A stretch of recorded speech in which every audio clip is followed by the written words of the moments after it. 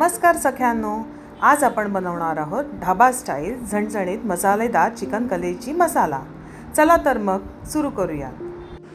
कढईत तेल टाकून घेऊयात। तेल तापले की लसणाच्या ठेचलेल्या पाकळ्या टाकूयात आणि थोडेसे हिंग। लसूण तेलात परतून झाला की आपण त्याच्यात 3 ते 4 मीडियम साईजचे बारीक चिरलेले कांदे ॲड करूयात। कांदा छान परतून घेऊयात।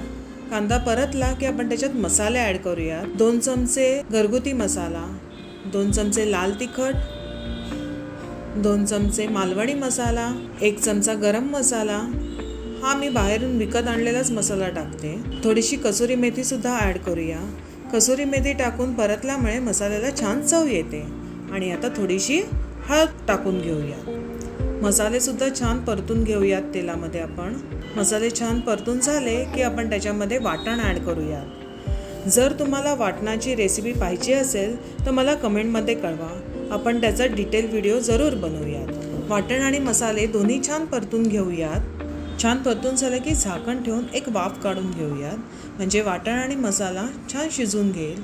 छान शिजलेला आहे। आता आपण त्याच्यामध्ये अर्धा किलो चिकनची कलेजी बारीक कापून घेतलेली आहे ती ॲड करूयात। वरून चवीनुसार मीठ टाकूया। मीठ आपापल्या चवीनुसार टाकावे। पुन्हा एकदा चमच्याने मिक्स करून त्याच्यावर झाकण ठेवूयात। झाकण ठेवले की कलेजीला आपोआपच पाणी सुटेल। पाणी टाकायची गरज लागणार नाही। छान पाणी सुटलेलं आहे। तुम्हाला ग्रेव्हीची कन्सिस्टन्सी कशी हवी आहे त्यानुसार तुम्ही पाणी ॲड करू शकता। पुन्हा एकदा मी झाकण ठेवते।